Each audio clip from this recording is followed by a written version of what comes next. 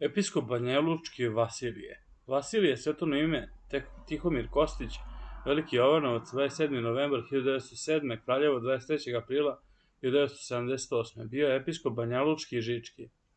Rođen je 27. novembra 1907. godine u selu Veliki Jovanovac kod Pirota, od roditelja Lazara i Danice, zemljoradnika. Prvi svjetski rat ga je omeo, te tek po završetku rata završio osnovnu školu u Trnjani, a gimnaziju sa malom maturom 1925. godine u Pirotu, bogoslovio u Sremskim Karlovcima 1930. i 1934. godine. Kao pitomac manastira Jošanica, Pravoslavni bogoslovski fakultet Univerziteta u Beogradu, doktorirao je kao pitomac Svetog arhijerejskog sinoda na Pravoslavnom bogoslovskom fakultetu Kapodistrijskog univerziteta u Atini 1937. godine. Sa sistematskom bogoslovlju sa temom problem spasenja po učenju Svetog Vasilija Velikog. Monaški čin je primio 1930. godine u manastiru Jošanici, a zamonašio ga je arhimandrit Teodosije Tošić. Patrijarh srpski Varnava ga je 2. jula 1934. godine u Sremskim Karlovcima rukopoložio u čin jerođakona. Sveštenomonaški čin je primio 3. jula iste godine. Episkop Ohridsko-Bitoljski Platon ga je 1939. godine odlikovao zvanjem sinđela. Episkop Braničevski Venijamin ga je 1941. godine u manastiru Žiči odlikovao zvanjem protosinđela. Drugi svjetski rat ga je zatekao u manastiru Žiči. Nemci su ga internirali zajedno sa vladikom Nikolajem. Posle završetka rata odlazi kod svojih roditelja na selo, te ga je 20. maja 1947. godine zatekao izbor za episkopa Banjalučkog.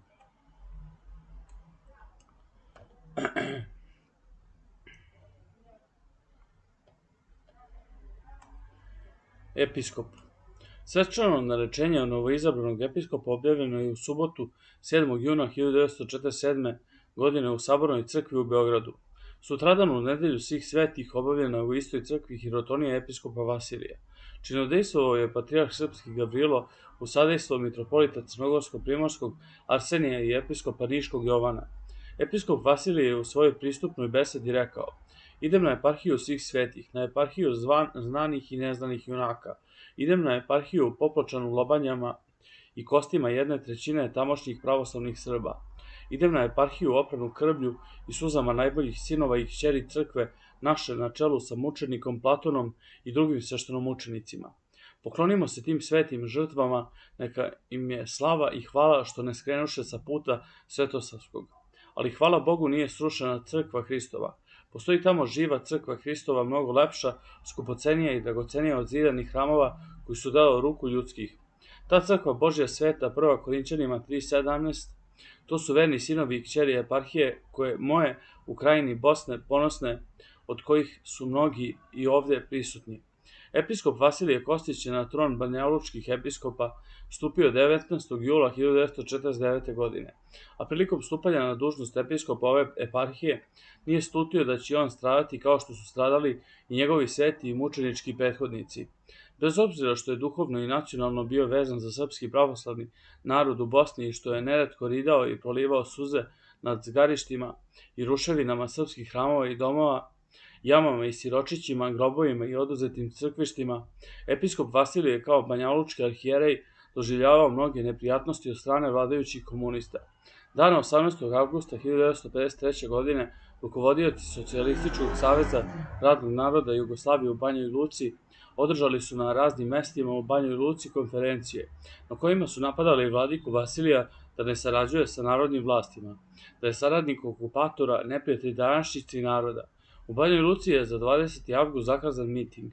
Ljudi su lično pozivani da dođu na miting koji je održan između 6 do 8 časova uveče. Na njemu su ponovljeni napadi protiv vladike sa ranijim parolama i poklicima. Donet je i zaključak da mu delegacija od 9-10 ljudi saopšti da napusti Banju Luku u roku od 48 sati. Pomenuta delegacija došla je u episkopiju na dan 21. avgusta oko 8,5 časova izjutra. Predvodili su je prosvetni inspektor učitelj Drago Zečević, profesor Nikola Babić, istoričar i još nekoliko osoba. Svi članovi delegacije ušli su u vladikinu kancelariju ne pozdravljajući se ni s kim.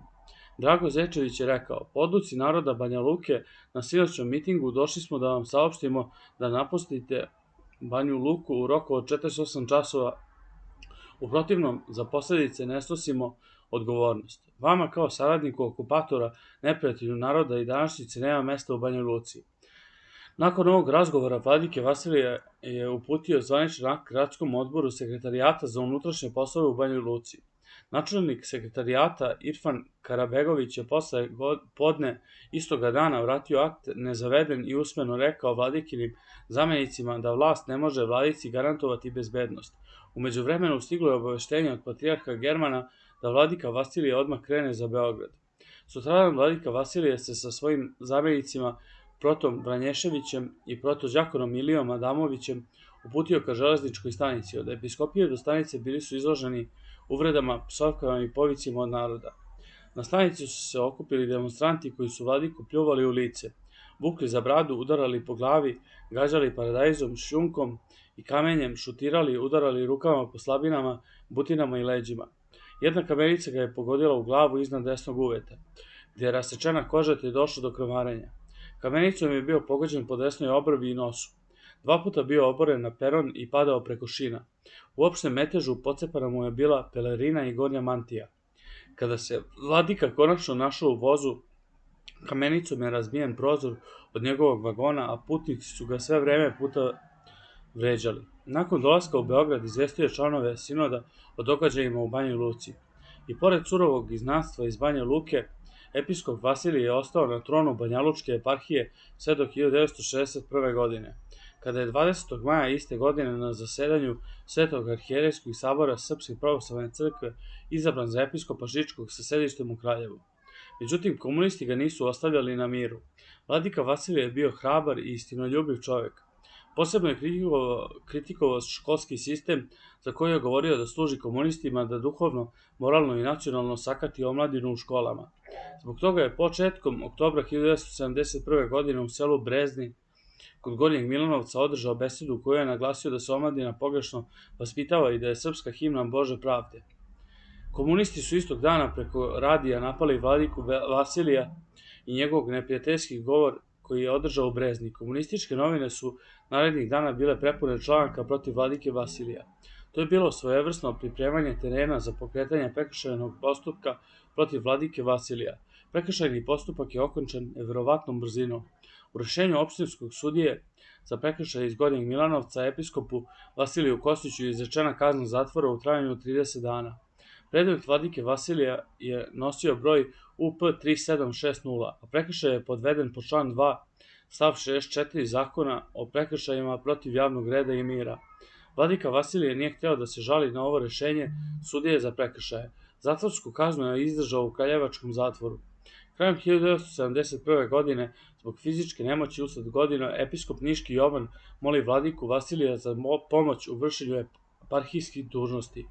Episkop Vasilije se odaziva ovoj molbi i sa blagoslovom Svetog sinoda počeo od 1972. godine dejstvuje kao zamenik episkopa Jovana do njegove smrti 5. februara 1975. godine. Vladika Vasilije je umro 23. aprila 1978. godine. Sahranjen je na monaškom groblju u manastiru Žiči. Rešenjem okružnog suda u Čačku rehabilitovan je 2014. godine. Objavljivao je knjige i članke u crkvenoj štampi. Za života je objavio sledeće knjige: Hilijazam Panajota Trembele, Problem spasenja po učenju Svetog Vasilija Velikog, doktorska disertacija, Učenje Svetog Atanasija Velikog o Svetoj Trojici i uloga Srpske pravoslavne crkve u banjalučkom veleizdajničkom procesu.